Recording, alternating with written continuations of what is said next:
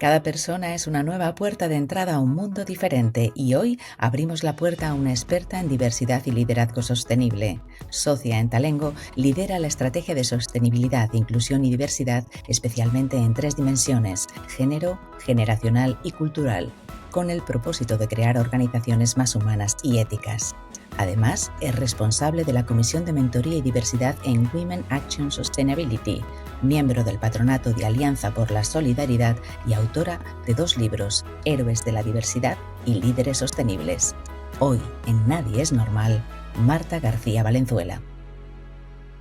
Querida Marta, ¿qué tal? ¿Cómo estás? Bienvenida.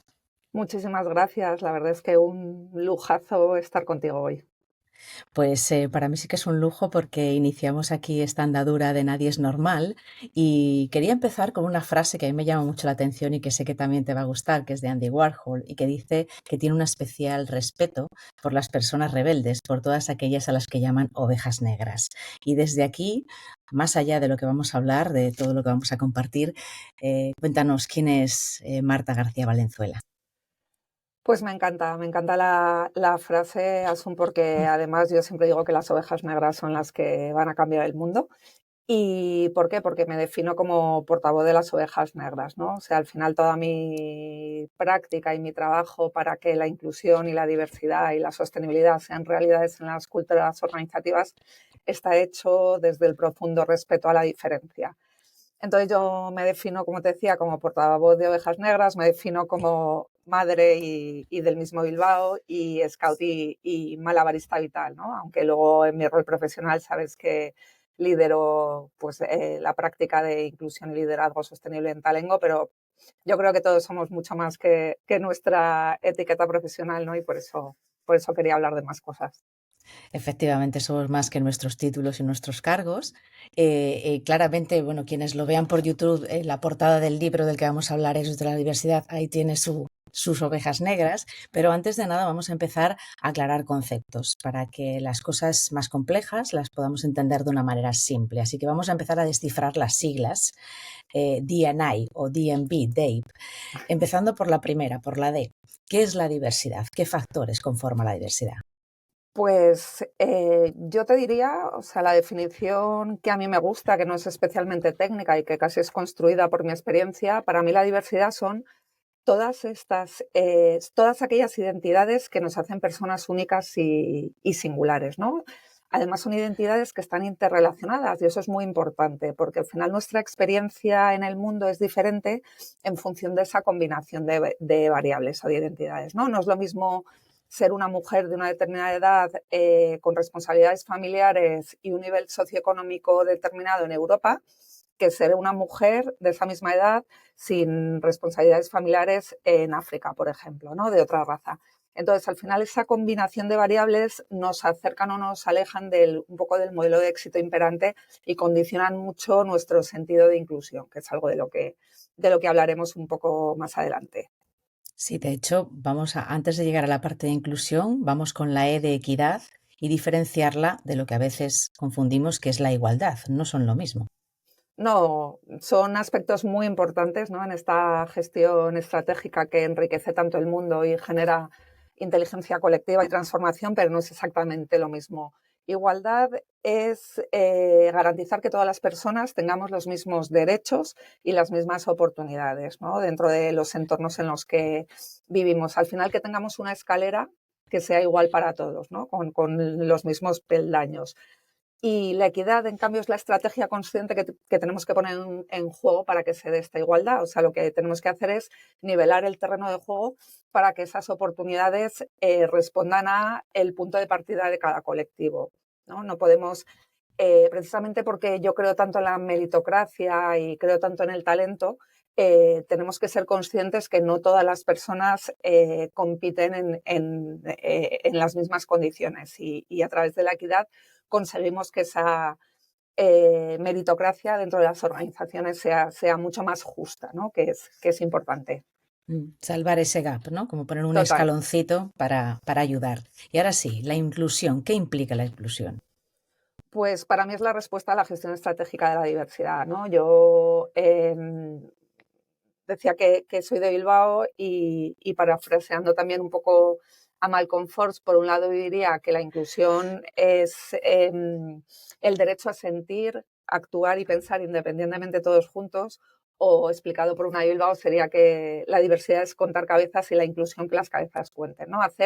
No nos vale con decir qué porcentaje de mujeres, qué porcentaje de hombres, qué porcentaje de personas de una determinada edad, cuántas nacionalidades tenemos en la empresa. Lo que tenemos que conseguir es que esa diversidad de perfiles, ¿no? de estilos de pensamiento, de experiencias, de vivencias, pues sume por el bien de la organización. Eso sería la inclusión.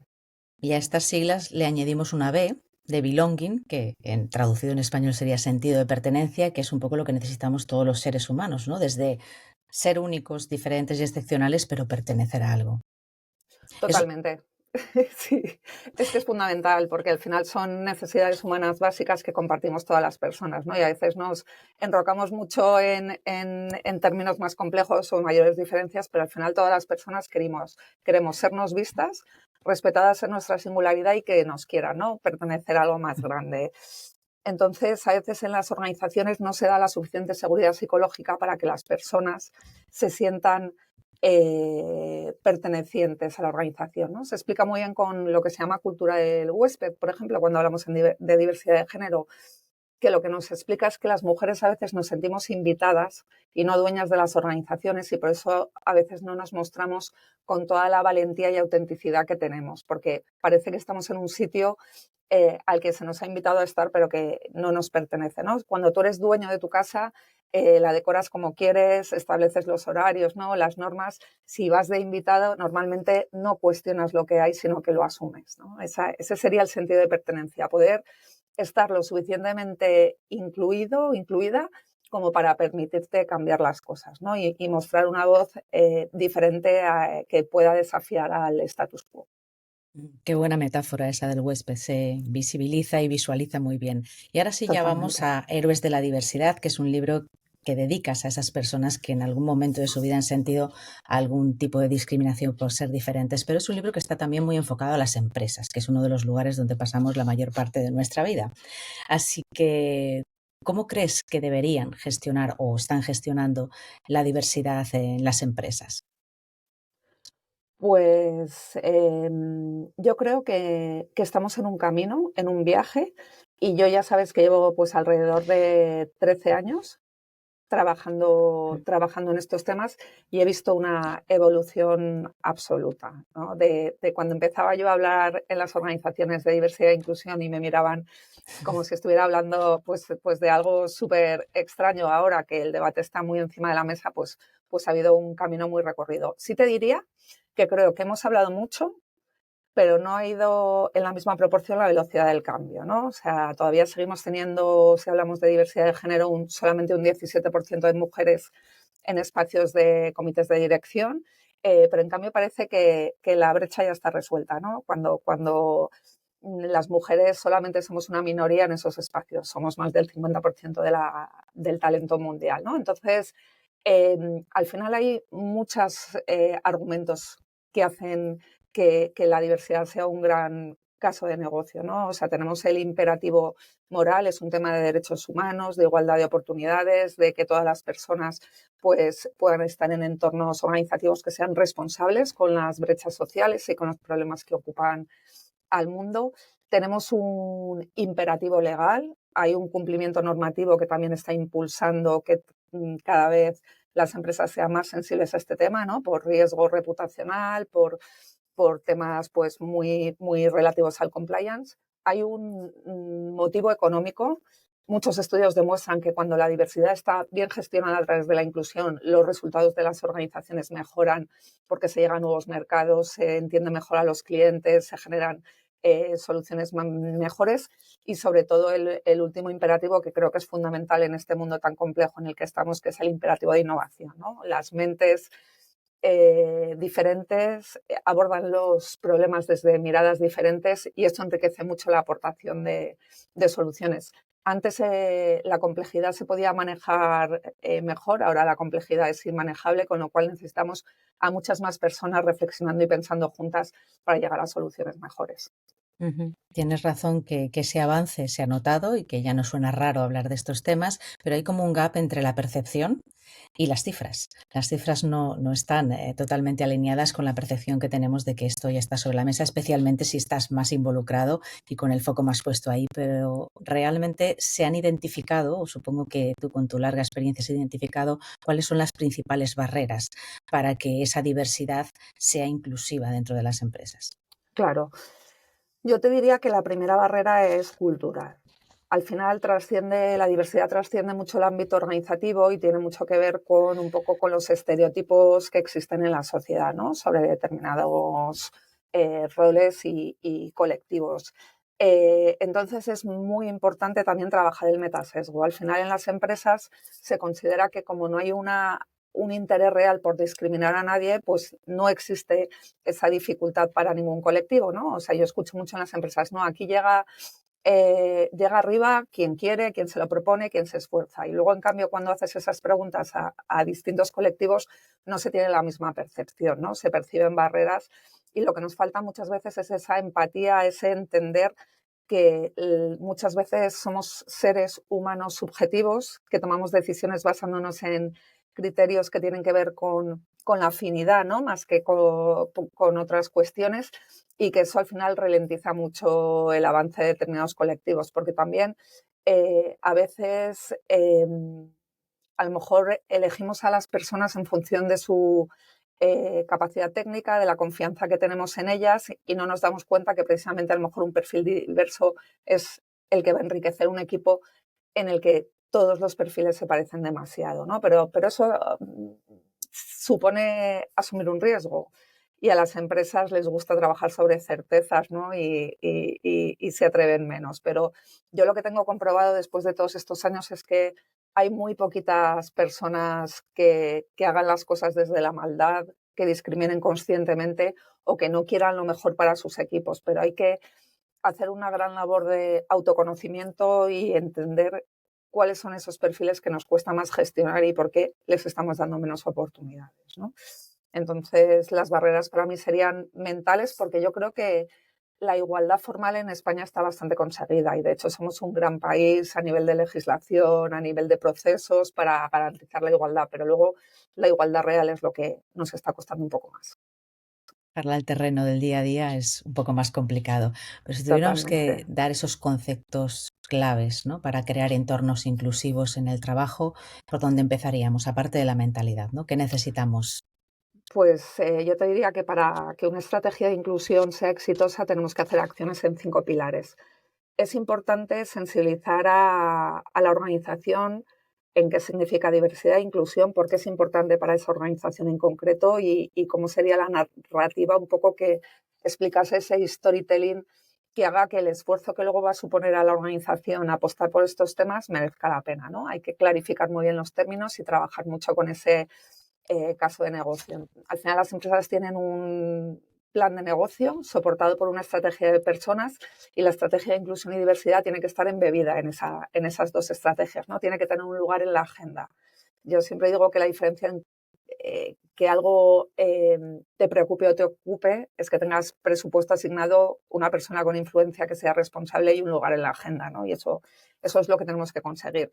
Lo segundo sería, como hemos dicho, trabajar con la mentalidad de las personas que toman las decisiones, porque a veces se hacen iniciativas con colectivos de diversidad, por ejemplo, un programa de mujeres para acelerar su liderazgo, pero luego las personas que tienen que decidir en las promociones no están formadas ni sensibilizadas hacia ese tema, con lo cual formas a las mujeres, pero luego las decisiones siguen basándose en los mismos criterios, con lo cual generas expectativas en un colectivo que luego no cumples. Es muy importante eso, trabajar con el equipo de liderazgo para enseñarles a ser más inclusivos a todas las personas que gestionan equipos, porque la inclusión real las empresas la viven o sea, las personas la viven en sus equipos de trabajo. Entonces, por mucho que la empresa tenga grandes manifiestos, tenga programas específicos, si luego el líder con su equipo no genera esos contextos de seguridad psicológica, no tiene en cuenta que a veces tiene que estar observando detalles que pueden ser como más cotidianos, ¿no? Más pequeños. El caso de los extrovertidos y los introvertidos, las personas Ujú. extrovertidas e introvertidas, ¿no? Que que comentamos en el libro Alicia y yo. En una reunión de trabajo, el tiempo normal de conversación lo ocupan las personas extrovertidas, ¿no? Que son las que más participan, más ideas dan, pero no hay ninguna calidad, o sea, no hay ninguna correlación entre calidad de ideas y extroversión, con lo cual si tú no eres un líder o una líder que se da cuenta de estos matices, pregunta a las personas que son más introvertidas, no solamente toma las decisiones en reuniones colectivas habladas, sino que pide a lo mejor que las personas manden sus propuestas por escrito, se está perdiendo una parte muy importante del talento, ¿no? O sea, el liderazgo es fundamental. La cuarta variable que hay que trabajar es el análisis de procesos y políticas de gestión de personas para ver si son neutrales en términos de diversidad. A veces, tanto la forma en la que están redactados los anuncios de reclutamiento como el tipo de criterios que se evalúa en un proceso de promoción sesga o beneficia a algún colectivo respecto a otro. Entonces es importante auditar ese proceso y formar a todas las personas que participan en el proceso pues, para que sean lo más objetivos posibles, que conozcan sus sesgos y cómo actúan para poder minimizar el efecto. Y por último, el quinto paso sería establecer puentes de contacto con el negocio, ¿no? Si decimos que la diversidad es una fuente de riqueza, si la inclusión genera innovación, vamos a hacer que los equipos de innovación, los proyectos transversales tengan perfiles diversos, porque así podremos medir si efectivamente esto que decimos se cumple, ¿no? Y cómo enriquece el negocio apostar por la diversidad. O sea que básico el liderazgo inclusivo, ¿no? Aprender a liderar con esa mirada. Absolutamente. Y sobre todo, hay algo que es muy importante y sobre lo que he reflexionado mucho es que a veces ponemos el foco de la diversidad fuera, ¿no? La diversidad del equipo, la diversidad de las personas, pero hay que darse cuenta de que lo que más nos condiciona es cómo nuestra propia diversidad nos genera una mirada al mundo única basada en nuestros marcos de referencia, en nuestras experiencias, ¿no? No vemos el mundo como es, sino como somos. Ujú. Entonces, hay que ser consciente de que yo puedo ser muy sensible a temas de género porque soy mujer y en mi trayectoria he podido vivir determinadas situaciones relativas a esa identidad, pero a lo mejor no soy tan sensible con una persona de un origen socioeconómico diferente del mío, ¿no? Y doy por hecho pues que a lo mejor que los mejores perfiles están en determinadas universidades que son a las que acceden personas de rentas altas y tienen otro tipo de facilidades, ¿no? Ujú, efectivamente. Y luego también una parte importante, tú dices que vives una vida integrada entre lo familiar y lo profesional. Normalmente tendemos a, esto es una cosa personal, esto lo dejo a casa, tú no puedes dejar tu vida en casa y llevarte otra vida al trabajo, ¿no? Esa parte también funciona a la hora de poder entender a las personas diferentes. Totalmente. Al final hay que tener mucha empatía con las historias de vida del resto de las personas, ¿no?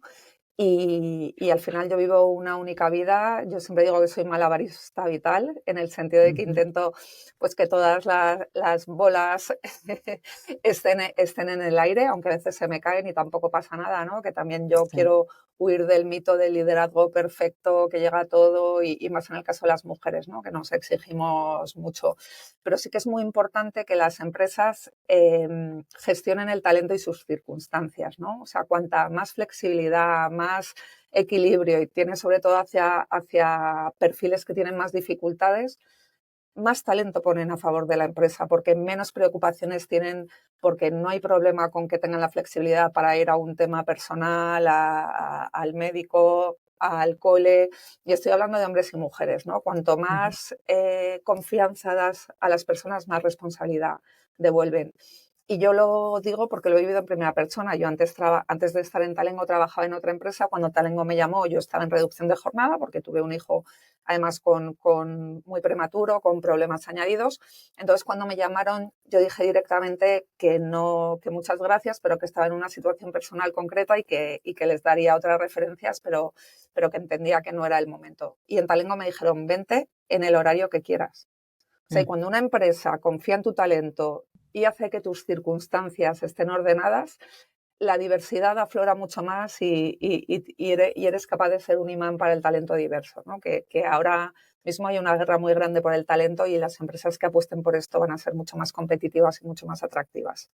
Sí, efectivamente, si te tratan como una persona profesional, responsable y madura, pues lógicamente tú vas a aportar lo máximo y lo mejor de ti, vas a sentir ese sentido de pertenencia, ¿no? Vas a sentir los Claro. colores de esa empresa en la que estás.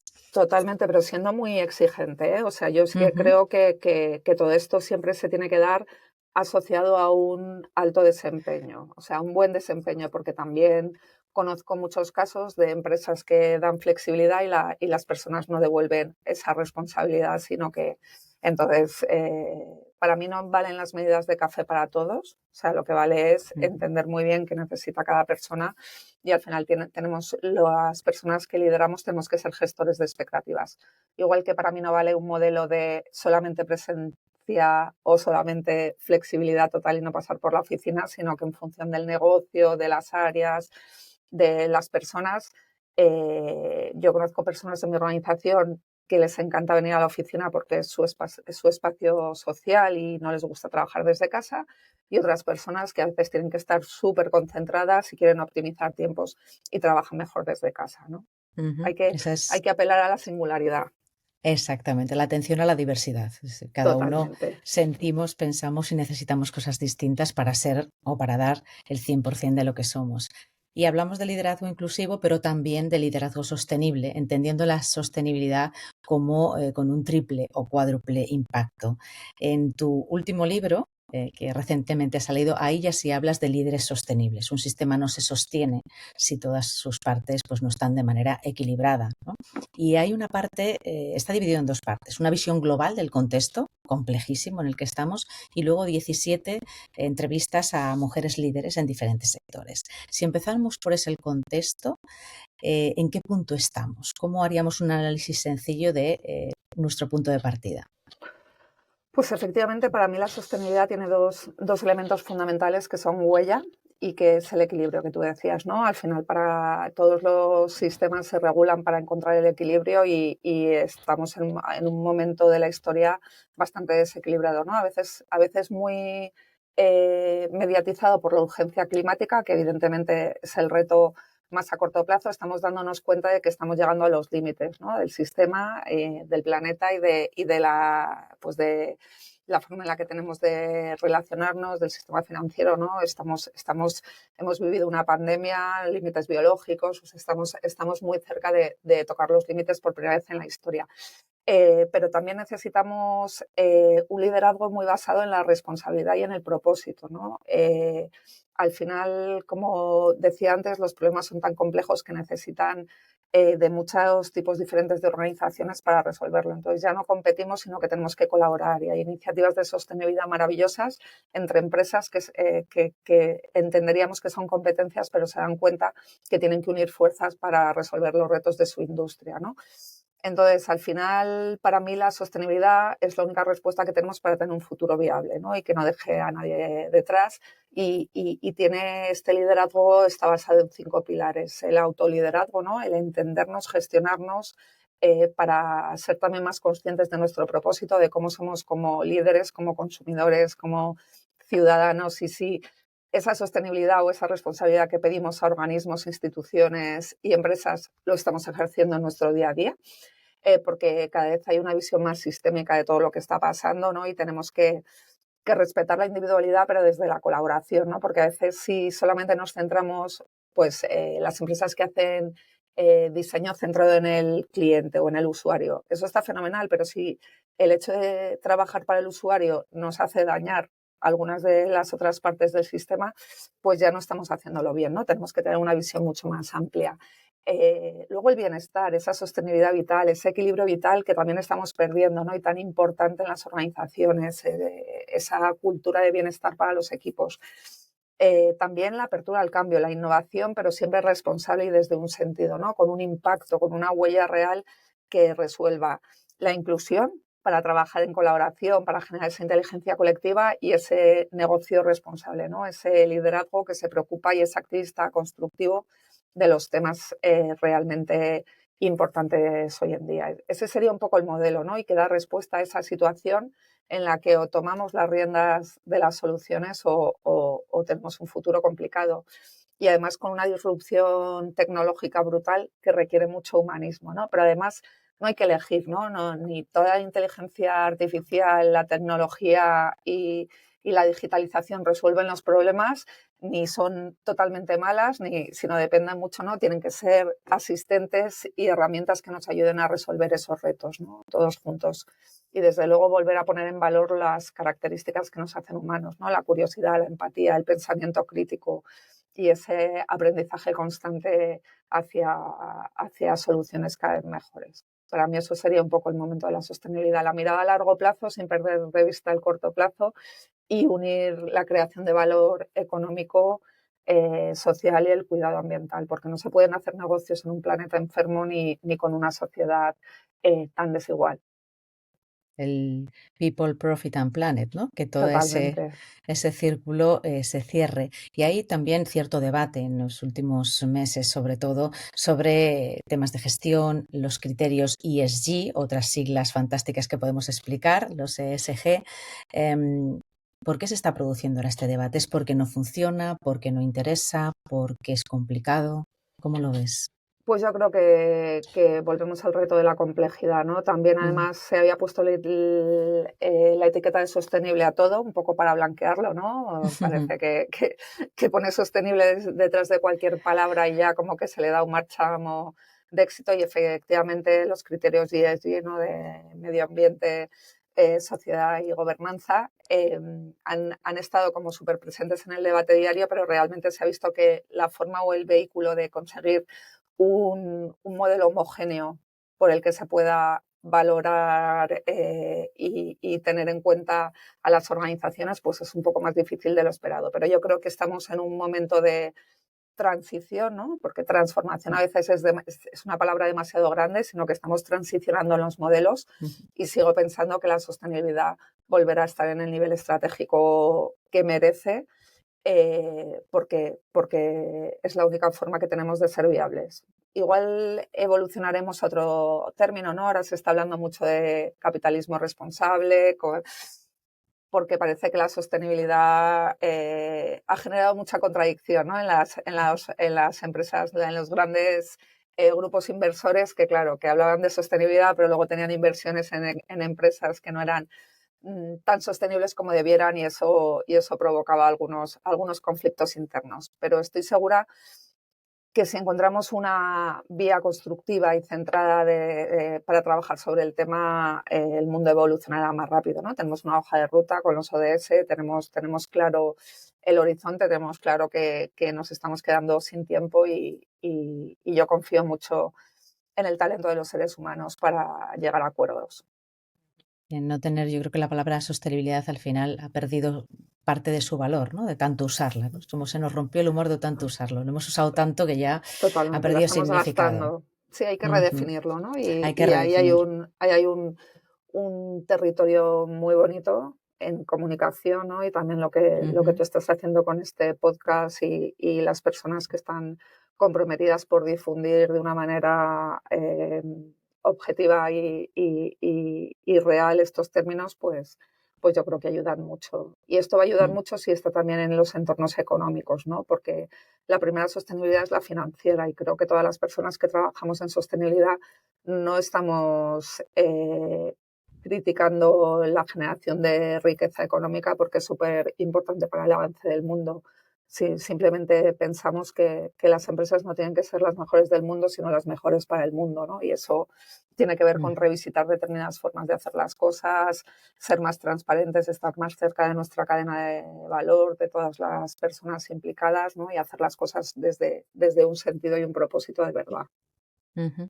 Y ahora sí, esas 17 mujeres, que has entrevistado y que han aportado su visión, su valor y todo lo que han avanzado y todo lo que están contribuyendo, ¿hay alguna que o alguna cosa o algún comentario o algo que te haya llamado especialmente la atención de alguna de ellas?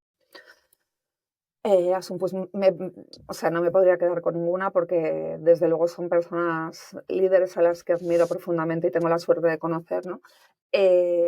Algo que me llamó mucho la atención es que las entrevistas han sido individuales, han sido Ujú. aisladas, ninguna entre ellas ha hablado y luego cuando lees todo el libro te das cuenta que hay mucho que tienen en común, ¿no? Y es ese propósito y ese interés por dejar un legado y dejar el mundo mejor. Entonces, te diría que he intentado también visibilizar un montón de talento que existe en este país, desde el mundo pues de las grandes empresarias, directivas, políticas, filósofas, pensadoras, emprendedoras sociales, ¿no? He querido que hubiera un espacio de gran diversidad dentro de que todas son mujeres, ¿no? También son 17 por los 17 ODS.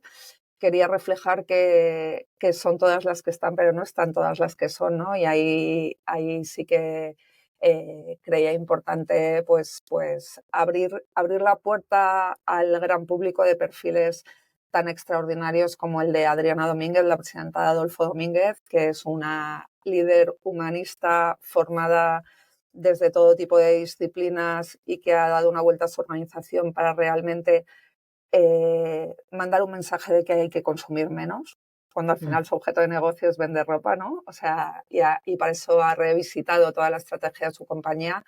O el caso por ejemplo, la alcaldesa de Santander, Gemma Igual, que ha hecho que una ciudad como Santander pues sea la más sostenible de Europa, ¿no? O Alicia Reyes, que es una consejera de grandes corporaciones y ha creado un banco de inversión sostenible en Nueva York que está cambiando el tejido social de muchas comunidades en las que este banco invierte, ¿no? O sea, que se pueden hacer las cosas y no hace falta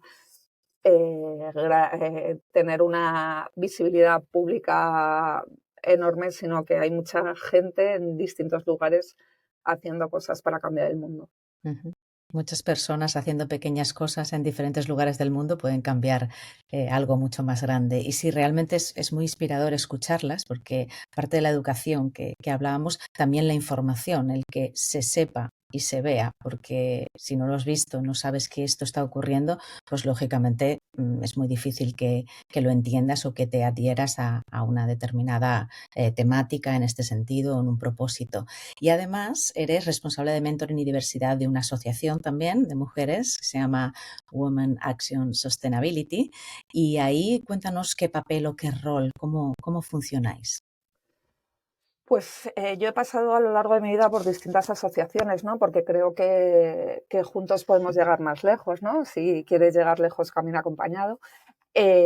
Acompañada en este caso, y UAS al final lo que busca es elevar la sostenibilidad a un nivel estratégico más amplio, ¿no? Entonces está formado por mujeres, también hay el rol de Amigos UAS, ¿no? O sea, es una organización inclusiva y yo dirijo la comisión de mentoring y diversidad. Entonces lo que hacemos es tenemos cada año un programa de mentoring orientado a estudiantes, chicos y chicas, que quieran estar cerca del mundo de la sostenibilidad y entender mejor cómo se puede trabajar en sostenibilidad.